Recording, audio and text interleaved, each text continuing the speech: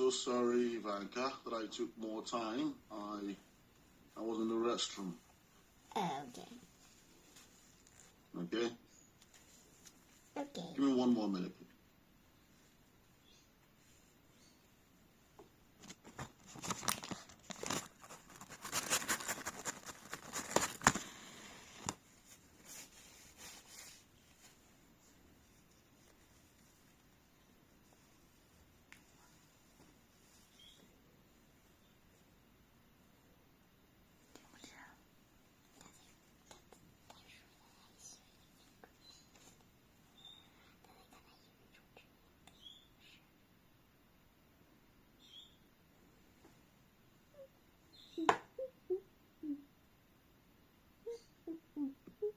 All right.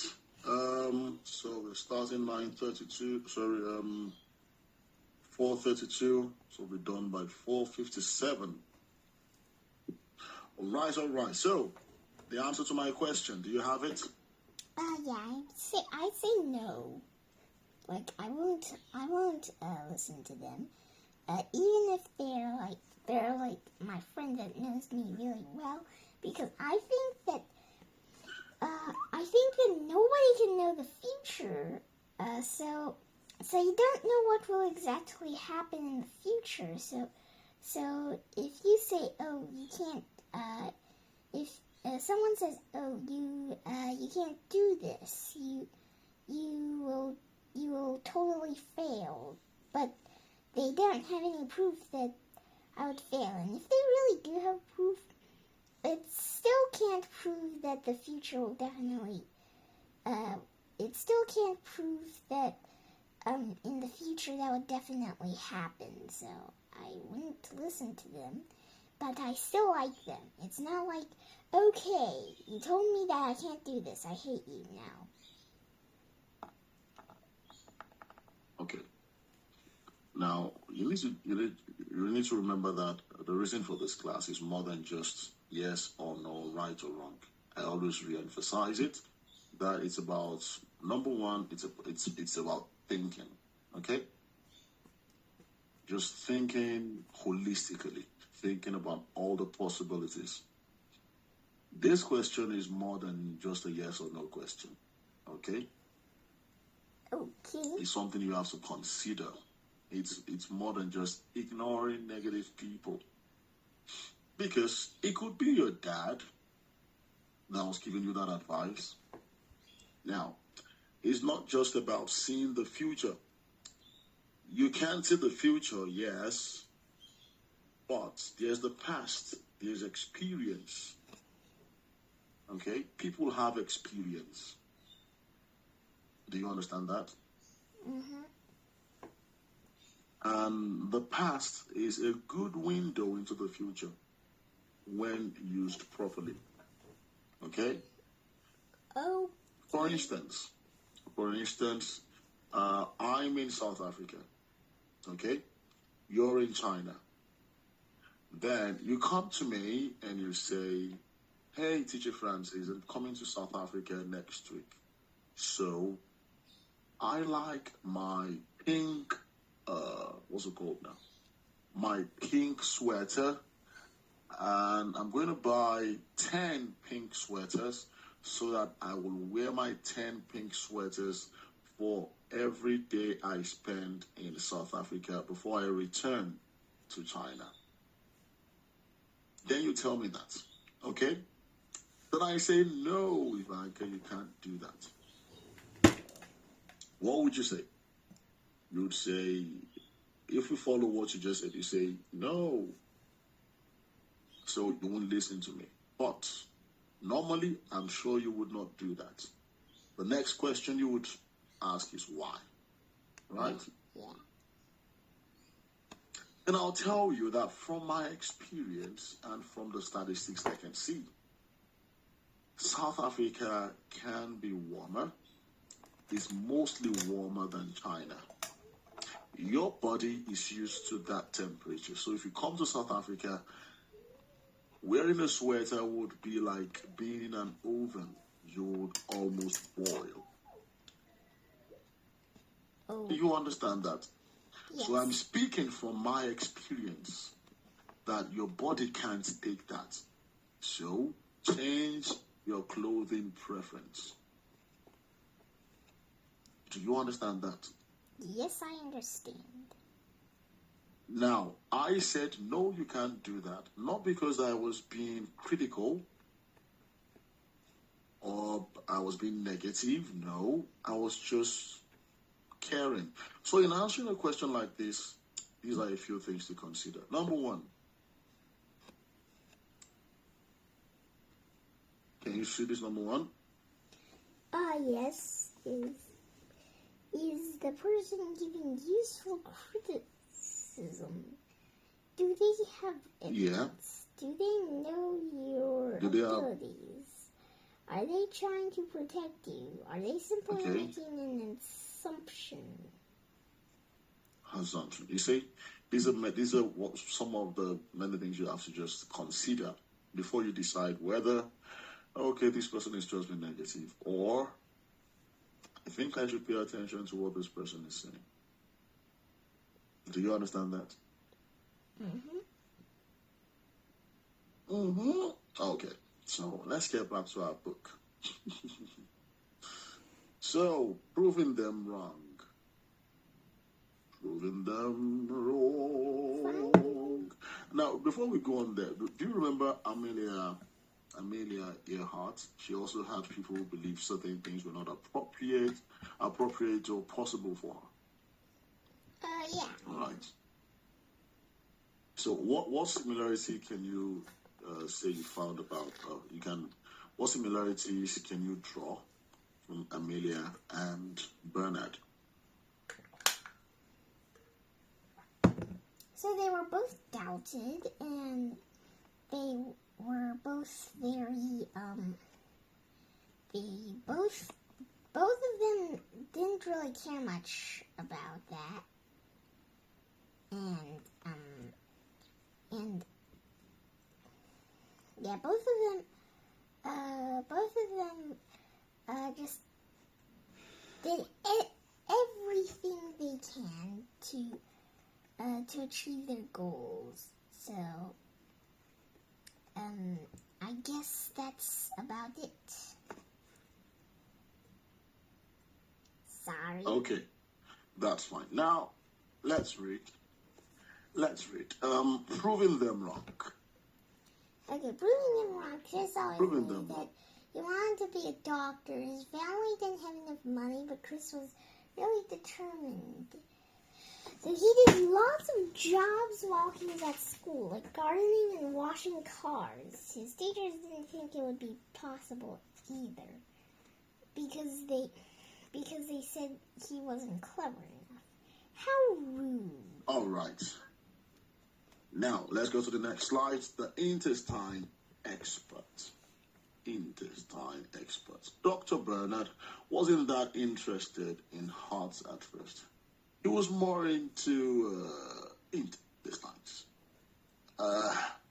Those are worse, squeegee and full of poo. Chris was always inventing brilliant operations, like a way to save the lives of loads of babies who had serious problems with their intestines. This new operation impressed some doctors in the USA who invited him to work in their hospital.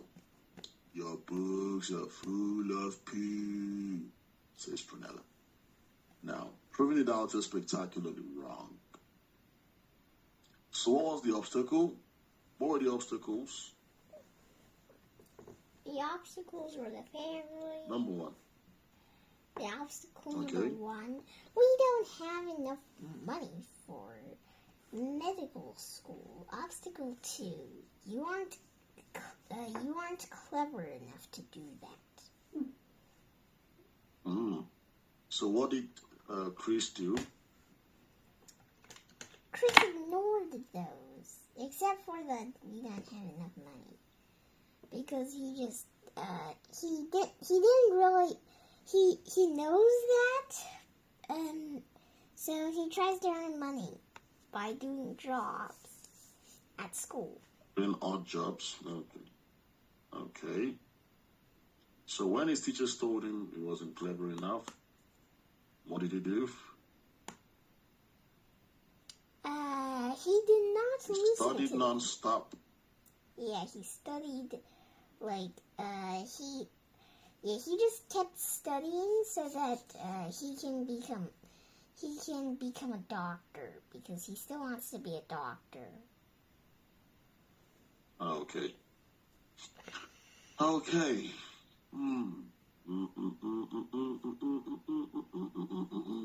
I like this question. Why was it important for Chris to go to the USA to work in their hospitals? Probably to let him. Probably because that's he went to the USA.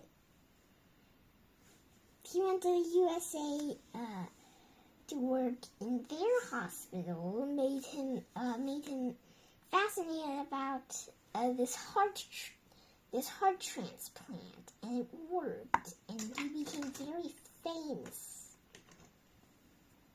Okay. Okay, let me ask the question, another question that will help you understand where I'm going. Now, why might becoming an expert in something you didn't originally plan to specialize in actually help you achieve something completely different later? Do you understand my question? Not really. Okay. Now, becoming an expert in something you didn't originally plan, or just becoming an expert in something, how can it help you achieve something completely different later? For example, if I give you this example, I'm already telling you the answer. I'll just give it. Now, we have a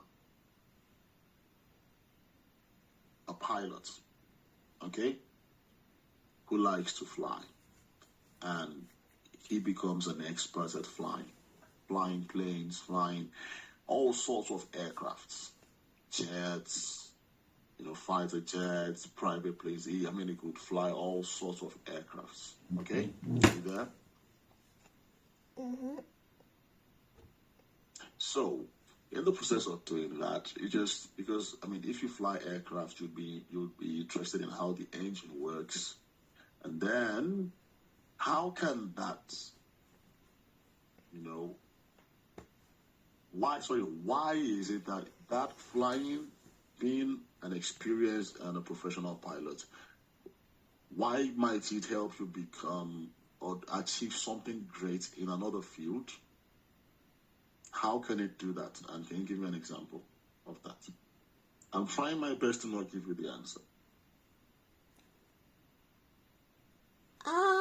So when you study something like really similar to the goal that you didn't originally plan to achieve, it might make you accidentally achieve the goal that you didn't expect. A goal you didn't originally plan. Yeah, something like that.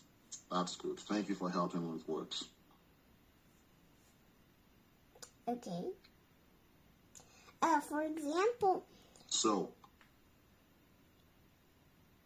Yeah, go on. Okay, for example, maybe somebody they want to be a teacher that teaches kids how to do push-ups. So he studies really hard, but when he achieved his goal, he also found out that doing sit-ups is also very fascinating. So he achieved the goal of teaching kids to do sit-ups as well. Okay. The line of answering is fine, quite okay. Let me go back to my example of the pilot. Okay? Okay. So, a professional pilot experienced with different kinds of planes, and of course, because of that, he just wants to understand how these engines work. Okay? Now, because he drives or he flies private airplanes, public airplanes, fighter jets, and all that. So he got to know the different kinds of engines or the differences between those all those different kinds of aircraft, and he decides to let me just find out why there are these differences.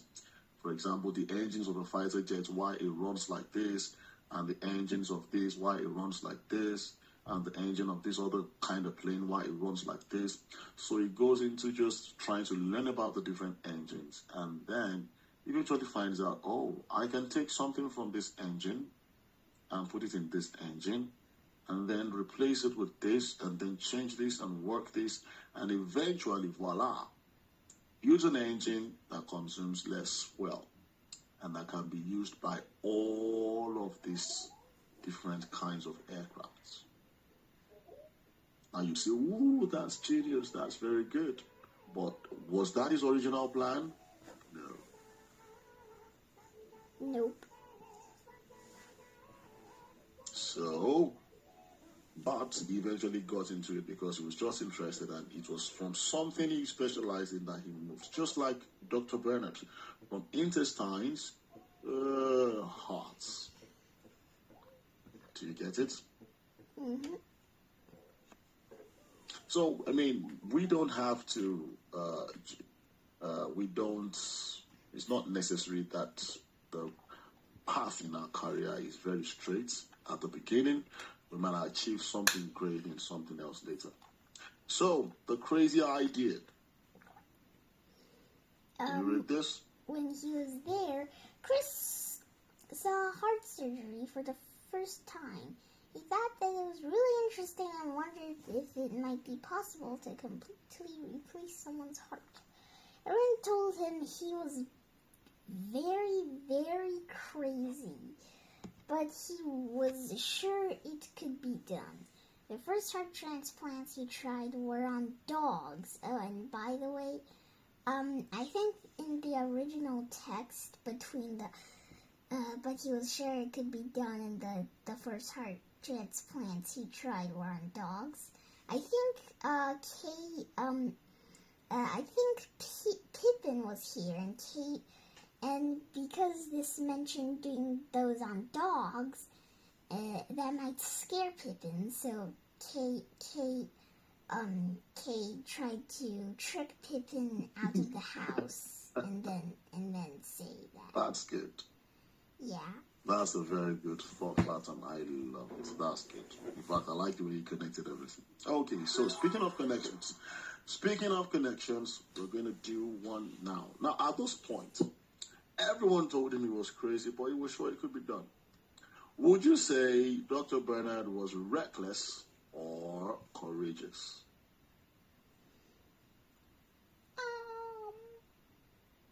I think it's a little bit of both. Okay. I love how you start your answer, but go on, explain. Because he didn't listen to them, which is just a teeny weeny little bit reckless, but it's not called like very reckless, like the example of that woman who died because he didn't listen to anybody and just climbed really, really fast, and then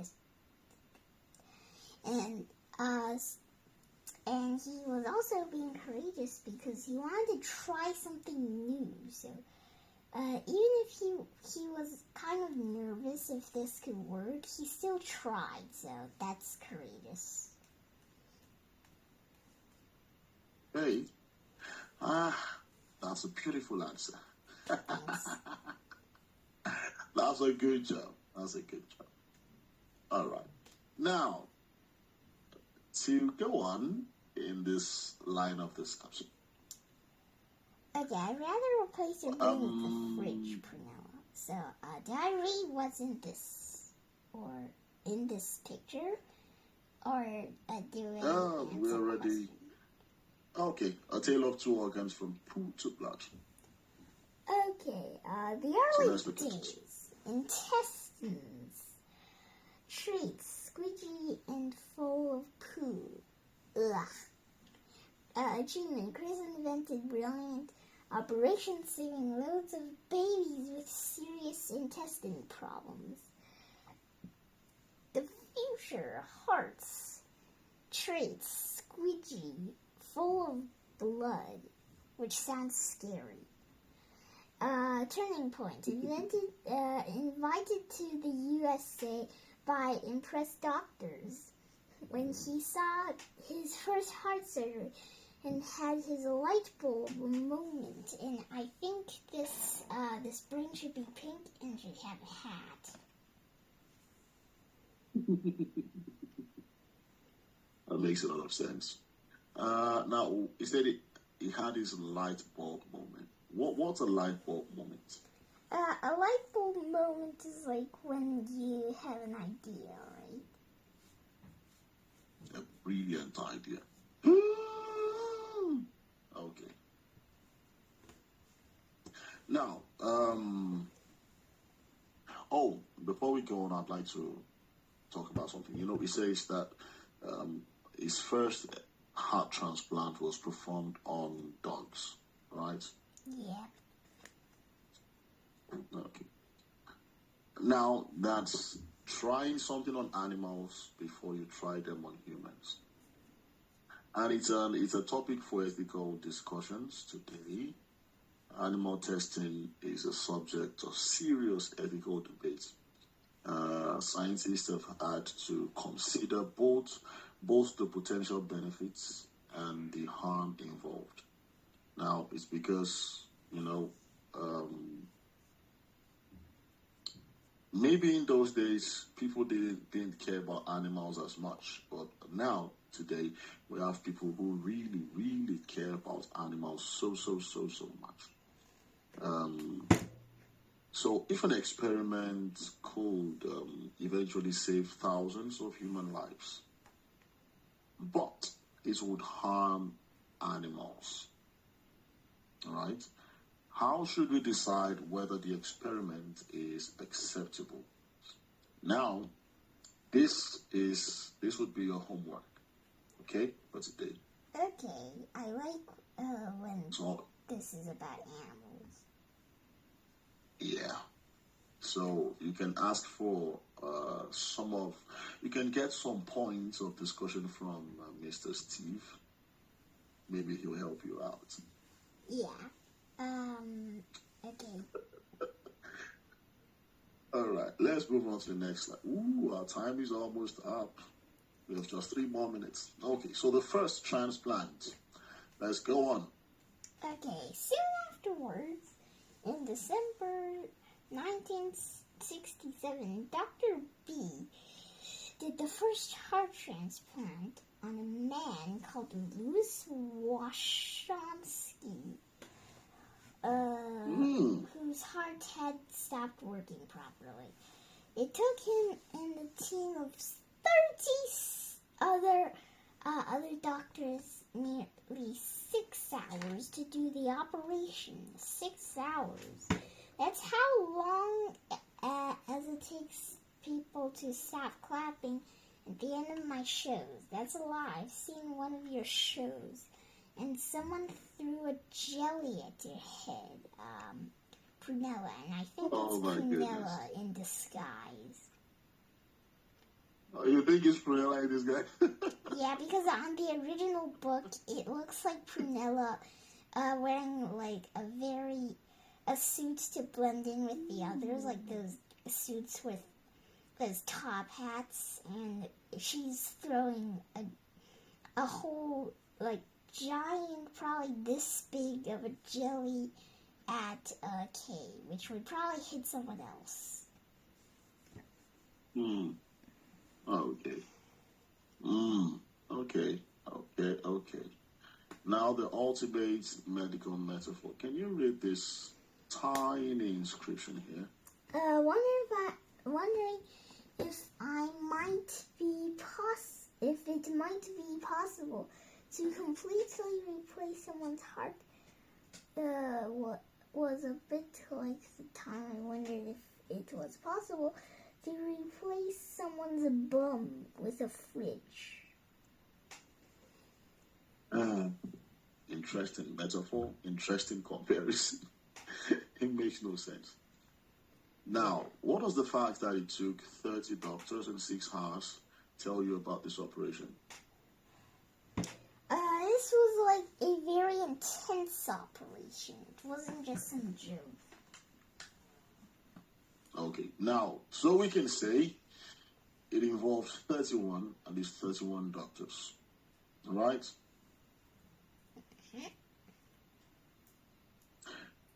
If 31 doctors were involved, why do we remember Christian Bernard as the person who performed the operation? Because he was the one who wondered, who invented this operation. Like, he was the one who wondered, what if we can do a heart transplant?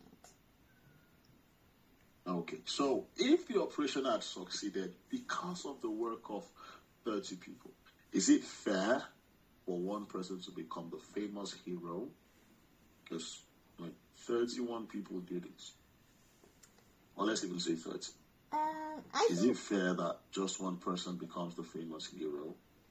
I think nothing's complete. Nothing except for a game or something small is completely fair. Like keeping animals in zoos. So I'm gonna say that is a little bit unfair, but it's just how humanity works. You can't change it. You can't be like, hey, if there was like a doctor named David in one of those 30